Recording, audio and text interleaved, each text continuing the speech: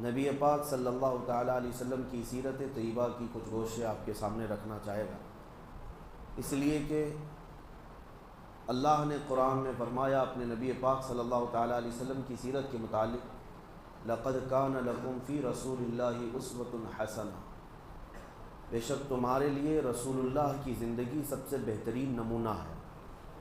کسی اور کی زندگی کے متعلق تو ہمیں نہیں معلوم، لیکن رسول اللہ کی زندگی پوری کائنات کے لیے آئیڈیل ہے، اور اگر ان کا ہی امتی، ان کا ہی کلمہ پڑھنے والا اگر ان کی سیرت سے واقف نہیں ہوا تو ظاہر سی بات ہے وہ قدم قدم پر ٹھوکریں ضرور کھائے گا، ہر جگہ اسے اپنی زندگی گزارنے کے طور طریقے ڈھونڈنے پڑیں گے۔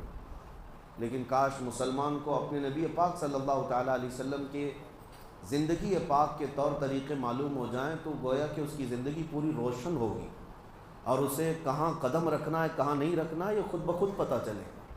اسی لیے دوسروں کی ہسٹری اور دوسروں کی تاریخ معلوم کرنا تو آپ کے لیے واجب نہیں، لیکن رسول اللہ کی زندگی معلوم کرنا ہر مسلمان پر ضروری ہے۔ اللہ نے قرآن میں فرمایا ہے کہ ان کی زندگی تمہارے لیے آئیڈیل ہے، تمہارے لیے نمونہ ہے، تو لہٰذا ہم تھوڑی تھوڑی سی ہی بات صحیح حضور پاک صلی اللہ تعالیٰ علیہ وسلم کی سیرت کے کچھ گوشے ملاحظہ کریں گے، لیکن سیرت مصطفیٰ صلی اللہ تعالیٰ علیہ وسلم پڑھنے کے آداب بھی ہیں، سننے کے آداب بھی ہیں۔ فرمایا گیا کہ اس کو کہانیوں کی طرح نہ بیان کیا جائے نہ کہانیوں کی طرح سنا جائے۔ حضور کی سیرت بیان کرنا بھی عبادت ہے اور سننا بھی عبادت ہے۔ جس طرح عبادات کے لیے آدمی ہمتن گوش ہو جاتا ہے اور اپنے آپ کو مؤدب بنا لیتا ہے، حضور کی سیرت کا درس ہو تو آدمی کو مکمل ہمتن گوش ہو کر اس سیرت کی طرف اپنے کان لگا دینا ہے۔ سو کر کے سننا یا بے اعتنائی میں، بے توجہی میں سننا سخت ناجائز ہے۔ سیرت مصطفیٰ کی بات کر رہا ہوں۔ سب سے پہلے جو بھی کتاب آپ اٹھائیں گے حضور پاک صلی اللہ علیہ وسلم کی سیرت کی، اس میں سب سے پہلے آداب لکھے ہوں گے کہ سیرت پڑھنے والا ہمیشہ وضو کے حالت میں حضور کی سیرت پڑھا کرے۔ سننے والے کے لیے بھی ہے کہ حضور کی سیرت سن رہا ہے تو ظاہری اور باطنی پاک ہو کر کے سنے، اور اس کے علاوہ جب اسے اکتاہٹ آ رہی ہو، بے چینی، گھبراہٹ ہو، تو اس وقت وہ سیرت کا باب نہ پڑھے نہ سنے۔ یعنی جیسے نیند آ رہی ہو، جمائیاں لے رہا ہو اور ایک ہاتھ سے سیرت مصطفیٰ کی کتاب پڑھ رہا ہو، یہ سخت بے ادبی قرار دی گئی۔ ایسے وقت میں نہیں بلکہ مکمل ہوش و حواس کے ساتھ اور حضوری قلب کے ساتھ، دل کی حاضری کے ساتھ سیرت مصطفیٰ کو پڑھے اور سنے، کیونکہ یہ عبادت ہے، اور اس میں غنودگی آنا، نیند کا آنا، بے توجہی ہونا، یہ نبی پاک صلی اللہ تعالیٰ علیہ وسلم کی محفل کی بے ادبی ہے۔ جب وہ بندہ ذہنی طور پر حاضر ہی نہ ہو تو وہ حضور پاک صلی اللہ علیہ وسلم کی سیرت کو کیا محسوس کر سکے گا۔ اور دوسری بات آداب میں یہ بیان کیا گیا ہے، جب رسول کریم صلی اللہ تعالیٰ علیہ وسلم کی سیرت بیان ہو، یا تم کتاب میں پڑھ رہے ہو یا کہیں سن رہے ہو، تو مکمل اپنے ہوش و حواس کو یوں حاضر رکھو جیسے کہ تم خود رسول اللہ کو دیکھ رہے ہو۔ نبی پاک صلی اللہ تعالیٰ علیہ وسلم کو دیکھنے کے تصور کے ساتھ پھر سیرت پڑھے۔ اسی لیے سیرت کے کئی گوشے ہیں۔ سیرت جو ہے کس کو کہا جاتا ہے؟ زندگی کے پورے طور طریقے جو بھی ہیں ان سب کے مجموعے کا نام سیرت ہے۔ اس میں جس کی سیرت بیان کی جا رہی ہے اس کی عمر بھی ہوتی ہے، اس کی زندگی کے شب و روز بھی ہوتے ہیں، بچپن بھی ہے، جوانی بھی ہے، اور شادی کی زندگی بھی ہے، تجارت کی زندگی بھی ہے، معاملات بھی ہیں، عبادات بھی ہیں، عادات بھی ہیں، سب کل ملا کر کے جو زندگی کا نچوڑ ہوتا ہے اس کو سیرت کہا جاتا ہے۔ تو ہم نبی پاک صلی اللہ علیہ وسلم کی سیرت کو کئی گوشوں میں تقسیم کرتے ہیں۔ سب سے پہلے نبی پاک صلی اللہ تعالیٰ علیہ وسلم کی پیدا ہونے سے پہلے کے حالات کیا تھے یہ بھی جاننا ضروری ہے۔ کس علاقے میں آپ کی پیدائش ہوئی یہ بھی جاننا ضروری ہے۔ اس کا لوکیشن کس لیے چنا گیا یہ بھی جاننا ضروری ہے، کیونکہ نبی پاک صلی اللہ تعالیٰ علیہ وسلم رحمت للعالمین بن کر آ رہے ہیں پوری کائنات کے لیے۔ تو آپ کو کہاں پیدا کیا گیا، کس زمین پر آپ کو مبعوث کیا گیا، اور وہاں کے حالات کیا تھے، سیاسی حالات کیا تھے، اخلاقی حالات کیا تھے، یہ سب پہلے سے ذہن میں رہنا بہت ضروری ہے، کیونکہ اس کے بعد ان کے کاموں پر آپ کو احساس ہوگا کہ نبی پاک صلی اللہ علیہ وسلم ایسے علاقے میں پیدا ہوئے، ایسے حالات میں پیدا ہوئے، تو آپ نے کیا کیا ان حالات کا مقابلہ کرنے کے لیے تجاویز اختیار فرمائی، یہ آپ کو اچھے طریقے سے احساس ہو سکے گا۔ سب سے پہلی چیز، پوری دنیا کا ایک لوکیشن ایسا ہے مکہ مکرمہ، جس کو سینٹر کہا جاتا ہے کئی علاقوں کے اعتبار سے، مرکزی حیثیت حاصل ہے مکہ مکرمہ کو، اور سخت سنگلاخ زمین، پتھریلی سرزمین ہے، آس پاس سارے علاقے پتھریلے ہیں، اور یوں سمجھ لیں کہ کوئی وہاں پر آب و گیاہ نہیں، سبزے نہیں، اور کھیتی باڑیوں کا رواج نہیں، ایسی ایک سخت زمین ہے، لیکن لوکیشن کے اعتبار سے ایک ایسی سینٹرل زمین کہ اس زمانے میں بھی پوری دنیا بھر سے لوگ تجارت کی غرض سے بھی، عبادت کی غرض سے بھی مکہ مکرمہ ضرور آتے تھے۔ آدم علیہ السلام سے یہ طریقہ چل رہا ہے، جتنے نبی آئے ان کی امتیں وہ سب مکہ پہنچتی رہیں، حج کعبہ کے لیے یا خانہ کعبہ کے طواف کے لیے آتے رہیں، تو گویا کہ خانہ کعبہ جہاں تھا مکہ مکرمہ ایک ایسا سینٹر پوائنٹ تھا جہاں پوری دنیا کے لوگ کسی نہ کسی بہانے پہنچ جایا کرتے۔ پہلے کی امتوں کی بات بھی کر رہا ہوں، چاہے وہ یہودی ہوں چاہے وہ عیسائی ہوں، ان کے دور میں بھی خانہ کعبہ کا حج رہا ہے، کسی نہ کسی صورت مکہ مکرمہ پہنچتے ہیں۔ تو ایک ایسے سینٹر پوائنٹ کو چنا گیا نبی پاک صلی اللہ تعالیٰ علیہ وسلم کی پیدائش کے لیے کہ رحمت للعالمین کو ایسے جگہ اللہ نے پیدا کیا جو پوری دنیا میں آنے والوں کا ایک مرکز تھا، تاکہ اس مرکز سے میرے آقا کی رحمت پورے کائنات میں پھیل سکے، اور ایسی جگہ جو چیلنجز بھری ہوئی ہے، زمین بھی سخت اور لوگوں کے دل بھی سخت، پتھریلی زمین جیسی تھی ویسی لوگوں کے دل بھی سخت تھے، ایسی جگہ پر حضور پاک صلی اللہ تعالیٰ علیہ وسلم کو پیدا کیا گیا، لیکن آپ نے اپنے اخلاق کریمانہ سے مکہ کی سرزمین کو بھی نرم فرمایا اور لوگوں کے دلوں کو بھی نرم فرمایا۔ 40 سالہ میرے آقا کی زندگی شاہد ہے کہ مکہ والوں کے دل جیت لیے، ایک بھی مکہ میں ایسا شخص نہیں تھا جو رسول کریم صلی اللہ علیہ وسلم کی طرف انگلی اٹھا کر کہتا کہ ان کے اخلاق میں یہ کمی ہے، ایک بھی شخص نہیں تھا۔ زمانے جاہلیت میں بھی میرے آقا کو امین اور صادق کے نام سے پکارا جاتا، لوگ اپنی امانتیں لا کر رکھتے۔ حضور پاک صلی اللہ علیہ وسلم پر سب کا اتفاق تھا کہ انہوں نے مذاق میں بھی زندگی میں کبھی آج تک جھوٹ نہیں کہا، تو اپنے اخلاق کریمانہ سے ان پتھر دلوں کو نبی پاک صلی اللہ علیہ وسلم نے نرم فرمایا۔ سیاسی حالات کیسے تھے اس زمانے میں؟ عربوں کے درمیان کوئی حکمرانی نہیں تھی، چھوٹے چھوٹے علاقے جہاں جہاں جس کی سرداری تھی وہ علاقے کو قبضہ کر کے حکومت کرتا، اور ایک طرف پرشین ایمپائر جس کو فارس کہا جاتا تھا اس وقت، آج کا وہ ایران ہے، وہاں ایک حکومت جاری تھی کسرا کی، اور ایک طرف رومن ایمپائر جس کو آج روم کہیں یونان کہیں، اور اس زمانے میں وہاں کا جو بادشاہ ہوتا اس کو قیصر کہا جاتا۔ یہ دو سپر پاور طاقتیں تھیں جو پوری دنیا قبضہ کرنے کے لیے آپس میں لڑتی بھی رہتی تھی، اور عرب لوگ کس کے حمایتی تھے؟ آدھے رومن امپائر کے اور آدھے پرشین امپائر کے، یعنی کچھ کسرا کی حکومت کو مانتے اور کچھ قیصر کی حکومت کو مانتے۔ دونوں میں فرق یہ تھا، قیصر جو ہے وہ رومن امپائر جس کو میں کہہ رہا ہوں یہ عیسائی تھے، ان کے ہاں غلبہ عیسائیوں کا تھا، اور جو پرشین امپائر تھے یہ آگ کے پجاری تھے، نہ یہ عیسائی تھے نہ یہودی تھے، یہ اہل کتاب میں سے نہیں تھے، یہ آگ کے پجاری تھے، مشرکین کی جماعت تھی۔ تو ایک کھڑے مشرک اور ایک جو ہے اہل کتاب عیسائیوں کی، دو بڑی طاقتیں دنیا میں اس وقت حکومت کر رہی تھیں۔ تو عرب کے جو اکثر لوگ تھے وہ کسرا کی طرف جھکے ہوئے تھے، کیونکہ ان کے بھی یہاں بتوں کا رواج زیادہ تھا، یہ بھی اہل کتاب میں سے نہیں تھے، اور یہ کسرا کی طرف زیادہ جھکے ہوئے تھے۔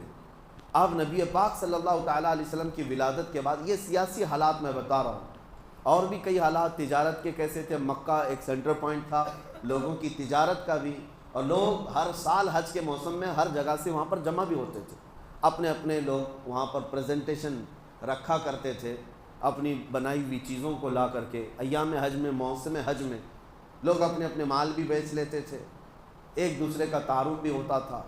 اس زمانے میں نبی پاک صلی اللہ تعالیٰ علیہ وسلم کو ہر جگہ سے لوگ آ کر کے دیکھتے اور متاثر ہوئے بغیر کوئی نہیں جاتا تھا۔ یہ اس زمانے کے حالات میں نے آپ کو بتائے، اور پھر نشانیاں یہ بھی جاننا ضروری ہے سیرت سے پہلے کہ اچانک حضور صلی اللہ تعالیٰ علیہ وسلم مکہ میں ظاہر نہیں ہو گئے، بلکہ حضور کے ظاہر ہونے سے پہلے پوری کائنات میں عجیب و غریب نشانیاں بھی پیدا کی گئیں۔ اہل عرب بھی جانتے ہیں، اور یہ تاریخ کا حصہ ہے اور یہ سیرت کا حصہ ہے کہ جس سال نبی پاک صلی اللہ علیہ وسلم کی پیدائش ہوئی، اب میں خصوصیات گنا رہا ہوں، آج پہلا دن ہے سیرت کا، اس کے بعد انشاءاللہ باضابطہ ہم سیرت کا درس کریں گے، آج صرف میں روشنی ڈال رہا ہوں سیرت ہے کیا۔ حضور کی پیدائش کے سال پورے مکہ میں جتنے بھی عورتوں کے بچے ہوئے سب لڑکے پیدا ہوئے، ایک بھی لڑکی نہیں پیدا ہوئی مکہ مکرمہ۔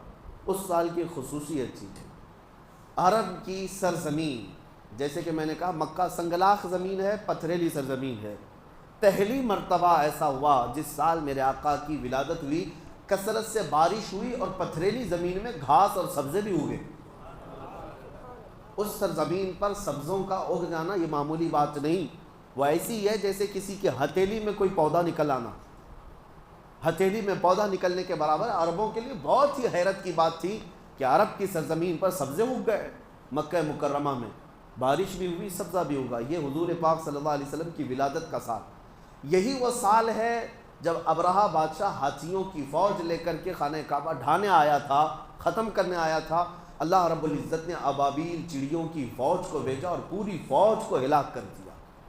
وہ چھوٹی چھوٹی سی چڑیاں آئیں اور اپنی چونچ میں اپنے پیروں میں ایک ایک کنکریاں لے کر آئیں، اوپر سے گرا دیتی تھیں اور ہاتھیوں کے پیٹ پھٹ کر کے آگ لگ جاتی تھی، اور پوری فوج کو کیسے کیا، کعصف مأکول، اللہ فرماتا ہے ایسے کر دیا گیا جیسے چھلی ہوئی مرغی ہوتی ہے۔ پوری فوج جو ہلاک ہوئی، عام الفیل اس کو کہا گیا، یہ حضور پاک کی ولادت کا ہی سال تھا۔ نبی پاک صلی اللہ تعالیٰ علیہ وسلم کی پیدائش کے وقت جو خصوصیات ہوئی، پھر ایک عجیب و غریب چیز عربوں نے دیکھا کہ ایک جنگل سے بھیڑیے کو، ایک جانور کو باہر شہر کی طرف آتے ہوئے لوگوں نے دیکھا۔ چونکہ یہ درندے جانور عام طور پر شہروں میں نہیں آتے، جنگل کے درندے جنگل میں رہتے ہیں، شہر کی طرف آیا، اور جب لوگ اس کی طرف متوجہ ہوئے تو فصیح عربی زبان میں بات کرنے لگا اور لوگوں سے کہنے لگا کہ اے لوگوں، کیا تمہیں خبر ہے کہ اس سرزمین پر اللہ کا ایک آخری رسول آنے والا ہے؟ یہ بشارت بھی ہوئی۔ اس کے علاوہ ان کو ارہاسات کہتے ہیں، یعنی حضور کی پیدائش سے پہلے جو عجیب و غریب معاملات ہوئے ان کو کیا کہتے ہیں؟ ارہاسات۔ حضور کی زندگی میں جو چیزیں ہوئی ہیں وہ معجزات ہیں۔ حضور نے اپنی انگلی سے چاند کے ٹکڑے کیے، یہ کیا ہے؟ معجزہ ہے۔ اور حضور کی پیدائش سے پہلے جو عجیب و غریب حالات پیش آ رہے تھے ان کو ارہاس کہتے ہیں، ارہاس۔ تو اور اس کے علاوہ ایران میں، ملک فارس میں 2 ندیاں ہیں، بحیرہ ساوا اور ایک سماوا۔ بحیرہ ساوا، بحیرہ چھوٹی ندی کو کہتے ہیں، یہ پوری سوکھ گئی تھی، سوکھی ہوئی ندی تھی، کئی سالوں سے اس میں کوئی پانی نہیں تھا، لیکن جس سال نبی پاک صلی اللہ تعالیٰ علیہ وسلم کی ولادت ہوئی اچانک وہ ندی پورا پانی سے بھر گئی تھی۔ کہاں سے پانی آیا، کیسے بھری، کسی کو نہیں معلوم، لیکن وہ بھی ایک بہت عجیب بات تھی پوری دنیا کی۔ اور بحیرہ سماوا ایک اور ندی جو لبالب بھری ہوتی، یہ حضور پاک صلی اللہ علیہ وسلم کی ولادت کا دن تھا، 12 ربیع الاول شریف۔ وہ بحیرہ سماوا اچانک ایسی سوکھ گئی کہ زمین کے بھی حصے نظر آنے لگ گئے، ایک بھی پانی کا بوند نہیں تھا، جو لبالب بھری ہوئی ندی تھی، ایک سوکھی ہے اور ایک جاری ہے۔ 1000 سال سے وہاں آگ کی پوجا کرنے والے ایرانی جو آتش پرست تھے، آگ کو کبھی بجھنے نہیں دیتے تھے، دن رات 24 گھنٹے ڈیوٹی لگی رہتی پجاریوں کی آگ کو روشن رکھنے کی۔ 1000 سال سے اس آگ کو جلائے رکھا تھا، بجھنے نہیں دیا تھا۔ تو حضور پاک صلی اللہ علیہ وسلم کی ولادت کا دن تھا کہ اچانک آگ بجھ گئی، کسی کے کنٹرول میں نہیں تھی، اچانک آگ بجھ گئی۔ یہ بھی تاریخ کا ایک بہت عجیب و غریب واقعہ تھا، 1000 سال جس کی تاریخ ہے بجھنے نہیں دیا گیا، وہ اچانک کیسے بجھ گئی۔ اور اس کے علاوہ کسریٰ بادشاہ کے محل میں اچانک دراڑ پیدا ہو گئی، جو محل کبھی ہلانے سے ہل نہیں سکتا تھا، ان کا چیلنج تھا، وہ حضور کی ولادت کے دن دیوار شک ہو گئی، زلزلہ آیا۔ یہ پوری کائنات میں جو عجیب و غریب حالات پیش آئے، لوگ حیرت میں تھے کہ کچھ تو ہو رہا ہے۔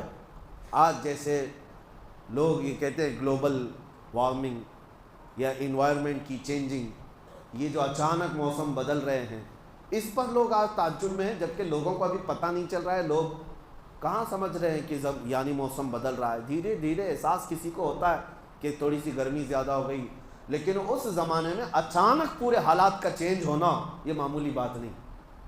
کئی ایسی چیزیں جو اچانک بدلی، تو ان حالات کو دیکھ کر کے جوتیشوں سے، نجومیوں سے بادشاہوں نے بلا کر کے پوچھا کہ یہ ہو کیا رہا ہے، یہ سب حالات کیا ہیں؟ تب سارے نجومیوں نے بالاتفاق یہ کہا تھا، جس کو امام زمن رحمۃ اللہ علیہ نے اپنے اشعار میں بیان کیا ہے، آئی نئی حکومت سکہ نیا چلے گا. آئی نئی حکومت سکہ نیا چلے گا، عالم میں رنگ بدلا صبح شب ولادت. حضور پاک صلی اللہ تعالیٰ علیہ وسلم کی ولادت کی خبر اس وقت کے نجومیوں نے اپنے حساب سے دے دیا تھا. جو ستارہ دیکھ کر کے خبریں دیتے تھے، انہوں نے پہچان لیا کہ یہ جو انقلاب آ رہا ہے یہ معمولی چیز نہیں ہے. ایک ایسا بچہ پیدا ہو رہا ہے جو تمہاری سلطنتوں کے زوال کا سبب ہوگا اور اس کا پیغام پوری دنیا میں پہنچے گا اور پھیلے گا. حضور نے ابھی اپنی نبوت کا اعلان نہیں کیا، اس سے پہلے ہی نجومیوں نے یہ خبر عام کر دی تھی. تو یہ حضور کی ولادت سے پہلے کے حالات ہیں. پھر میرے آقا صلی اللہ علیہ وسلم پیدا ہوئے مکہ مکرمہ میں. آپ کا بچپن، آپ کی جوانی پاک، آپ کی تجارت، آپ کی عبادت، آپ کے عادات، آپ کے معاملات، اور اخیر زندگی پاک میں آپ کے غزوات، یہاں تک ہم تھوڑا تھوڑا سا روزانہ بیان کرتے ہیں. جتنا بیان کیا جائے اس کو اپنے ذہن میں محفوظ رکھیں کہ میرے آقا صلی اللہ علیہ وسلم کی ولادت بھی عام بچوں کی طرح نہیں ہے. وہ کائنات میں سب سے اعلیٰ تھے تو پیدائش بھی آپ کی سب سے اعلیٰ تھی. وہ سب سے اعلیٰ گھر میں پیدا ہوئے، سب سے اعلیٰ طریقے سے پیدا ہوئے. اللہ کریم میرے آقا صلی اللہ علیہ وسلم کی سیرت پڑھنے، سمجھنے اور اس پر عمل کرنے کی توفیق عطا فرمائے. وآخر دعوانا ان الحمد للہ رب العالمین. درس قرآن والے جو حضرات ہیں وہ تشریف رکھیں، باقی حضرات جا سکتے ہیں.